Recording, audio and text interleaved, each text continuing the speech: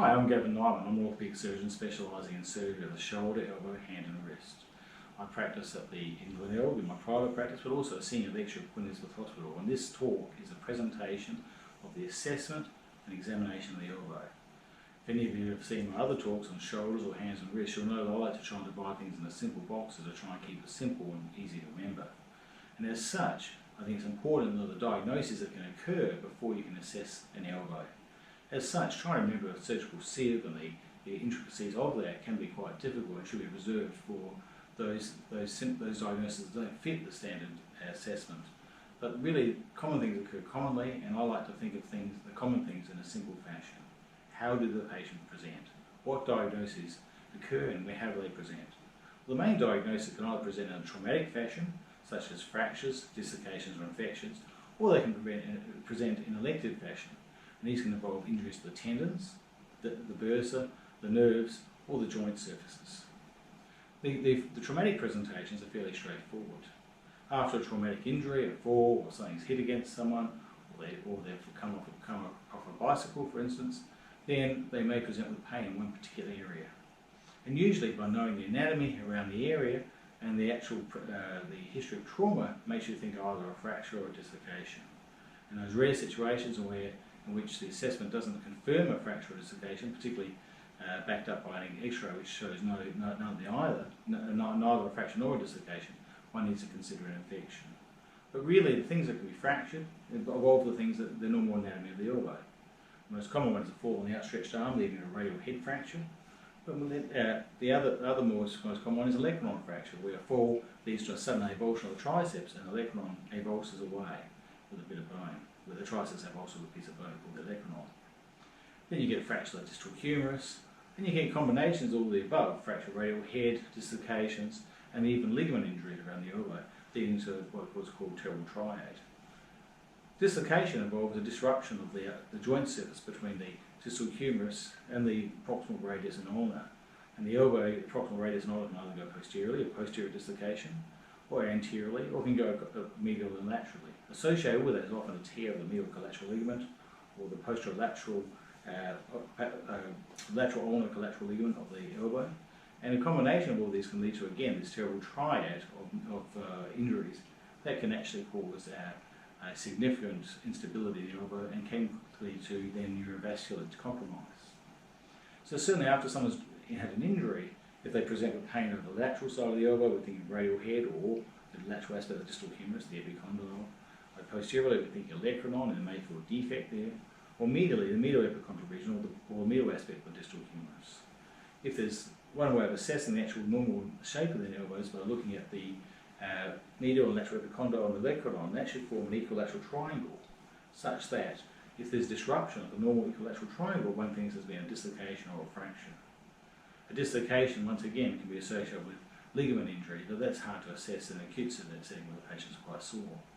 If there's been a story of some sort of trauma, or even just insidious onset of pain, and they present acutely in a traumatic presentation, such as an emergency department, and they're not particularly centered in one spot, or in the X-rays and X-rays show no abnormality, then we're thinking maybe there's an underlying infection, and the blood markers such as CRP and ESR, or even temperature, will be elevated.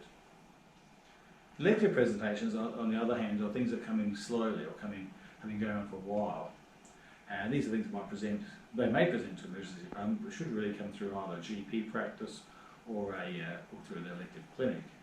They can involve tendon injuries, such as the most common one is the medial and lateral epicondyles, and the tendons attached to them.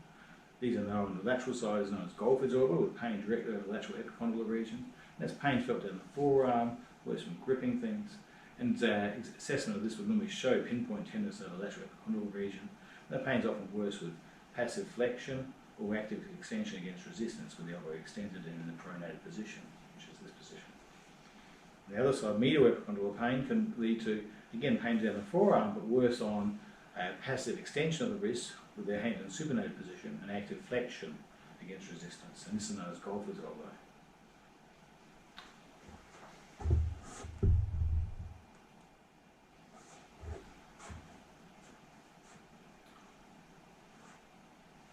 There are other tendon injuries that can occur around the elbow too.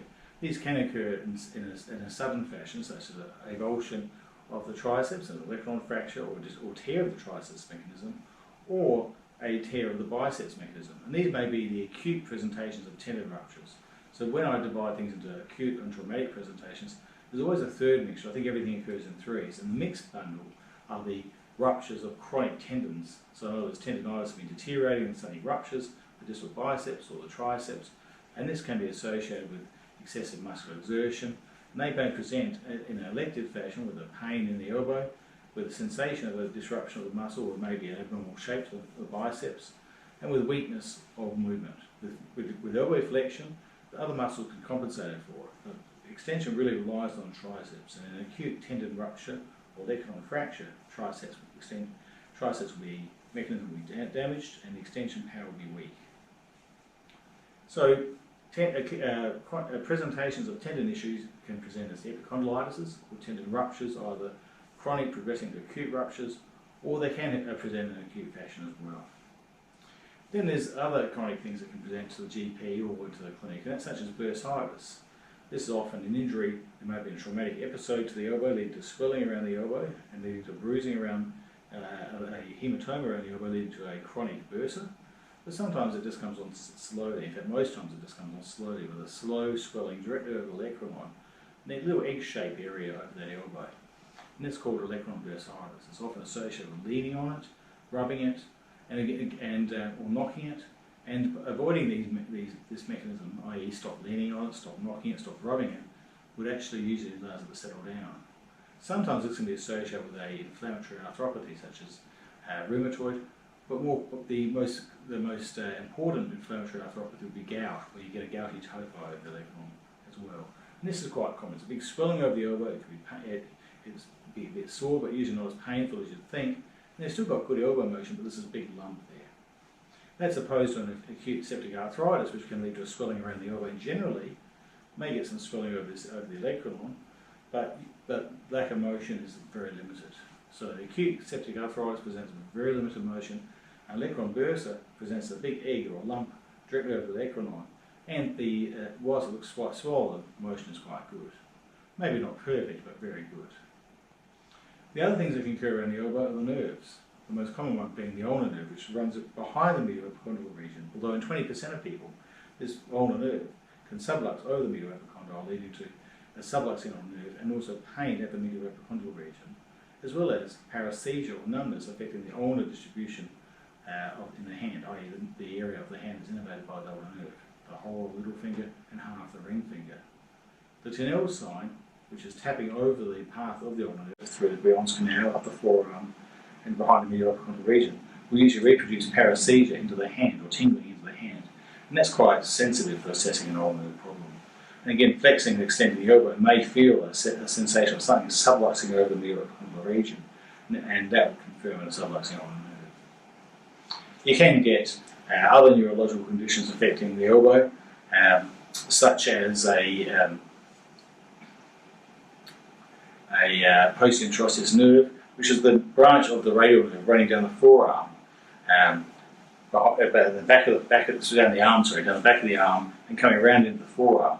And if that's irritated by excessive muscle mass or by a tight band in the forearm, that can lead to either pain in the forearm, which can look like tennis elbow, or can lead to weakness of extension of the hand, particularly if someone's had some traumatic episode to it, i.e. they've got a tight forearm, they've got a lot of muscles in that traumatic episode and it bruises them, that nerve. It leads to the loss of extension of the wrist and fingers. That's less common, however. Finally, another common presentation to a GP practice or orthopedic clinic is arthritis. Arthritis can occur in any joint, but the elbow is more commonly affected after previous injury, such as a fractured radial head or fractured distal humerus. But it is also more common in males, particularly with other manual duties. And this may present with a sensation of loss of range of motion, so they may lose the ability to extend their arm fully or flex fully, or they may feel like there's something catching the elbow, like a loose body, as an osteophyte breaks off and floats around the elbow. So generally, they're the main conditions that can occur around the elbow, and we need to be aware of those. Fractures, dislocations, they usually present after traumatic episodes. Infection can present in a sudden fashion with swelling, a bit of a fever, and can be bothersome. And then you've got tendon ruptures. You can get acute tendon ruptures with distal biceps or distal triceps, or you can have the chronic presentation of tendon issues such as epicondylitis. Then you can have neurological problems and also arthritis conditions occurring, as well as bursitis. I think we'll go into the examination now of the forearm and show it for an elbow to show this, and hopefully this will be of use. Draw your sleeve up. Again, remembering the three areas of traumatic presentation and the elective presentation. There's three areas of both: traumatic, fractures, dislocations, and infections. Elective, we've got our neurological, we've got our tendon conditions, and we've got our bony conditions as well. And of course, there's an extra one, which is the bursitis, which can occur. So again, fractures can involve the distal humerus, the radial heads in this area here, the condylar regions involving the epicondyles, both medial or lateral, and also can involve the olecranon in this area. The infections involve the joints themselves, or the olecranon bursa, and tendon ruptures can involve distal biceps tendon or the triceps rupture.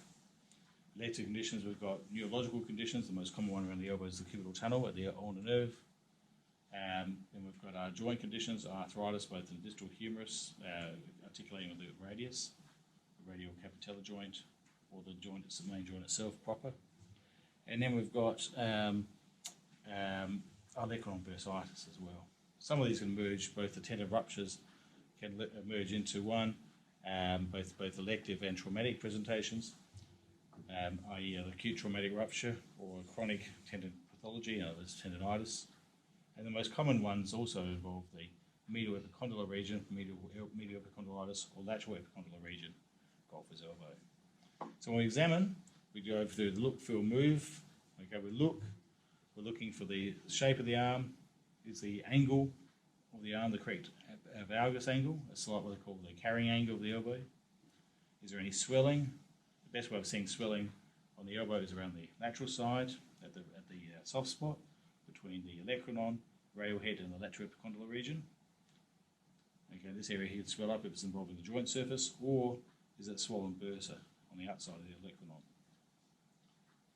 Okay, we look from the front, roller side, the back, the dorsal side, and medial and lateral. Okay. Then we're going to feel. Okay, and we can feel a lot of structures around the elbow. You can feel the lateral epicondylar regions, where I usually start. Just distal is the radiocapitellar joint. You can actually feel the radial head moving. You supinate and pronate the arm. Passively, you should be able to feel the radial head moving just distal of the capitellum, which is about just there in this gentleman. You can feel the olecranon, the shape of that. Just medial to the olecranon is the medial epicondyle. Between the olecranon and the medial epicondyle is the ulnar nerve sits, and that's where that can get trapped to cause cubital tunnel. You can feel the front of the elbow where the biceps tendon is.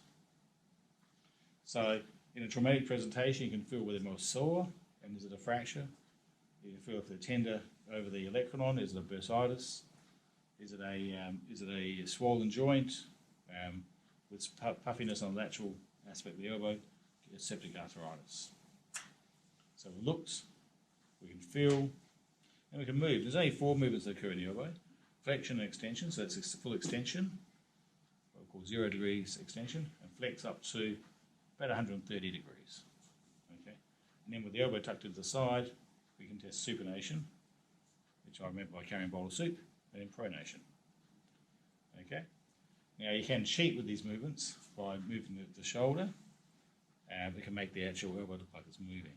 But usually, if you tuck the elbow to the side, it's the best way of checking supination, pronation. So we look, we feel, and we move. Okay. If there's lack of motion, we're thinking a joint problem. In a traumatic presentation, either a fracture, that would be associated with a crepitus, or infection. Okay. But if there's lack of power, then it could be a tendon rupture. Now, the bicep tendon rupture, we still have movement of the elbow because there's so many other tendons that move the elbow. But if the triceps ruptured, then that would have lack of extension power and movement extend against resistance. The more common triceps rupture is actually a olecranon fracture, because what happens is the olecranon breaks off and pulls away at the same time. So by looking, feeling and moving, we can get most of the traumatic presentations out of the way.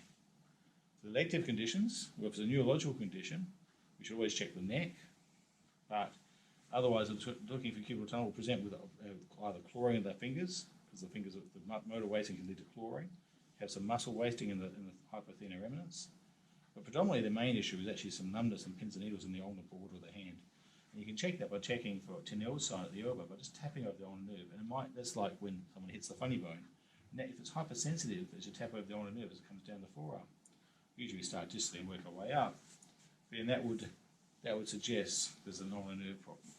The ulnar nerve can also get trapped at the wrist as well with Guillon's canal, but that's less common. So it's more at the elbow here is a more common cause for cubital tunnel. If the patient presents with a swollen elbow here, but they've got good range of motion, that's usually a classic olecranon bursitis, and that can either be a traumatic presentation, an infected cause, or after a direct trauma to it, or it can occur insidiously where it's just swollen out of the blue and can be quite annoying to the patient. It's quite common in patients who've got gout as well. If we look at the tendons, we've already talked about the tendons insertion, the biceps on the front of the elbow, the triceps on the dorsal back of the elbow, and the medial lateral epicondylitis. The most common ones are tennis elbows or golfer's elbows, tennis elbow lateral, golfer's elbow medial. And they present with pain, which is felt directly over the epicondylar region, referred down the forearm, and can be worse with either passive flexion of the elbow or active extension against resistance, because the lateral epicondyle is the common extensor origin of the arm. All the common muscles that extend the wrist attach there. The medial epicondyle is the common flexor of the arm, and so the opposite occurs. They have pain on active flexion, so flex against resistance, or passive extension. But usually the most common way of diagnosing is just tenderness over those areas. The last thing that can occur in the elbow is arthritis. And if the patient presents with a stiff elbow or clicking such that they get a sensation of something catching the elbow, there's either arthritis or loose body that can occur in the elbow. One of the other causes of arthritis is a type of avascular necrosis where a bit of the bone of the capitellum dies off, and that can lead to loose fragments in the elbow. But predominantly that's a cause of arthritis. So really that's the look, feel, move.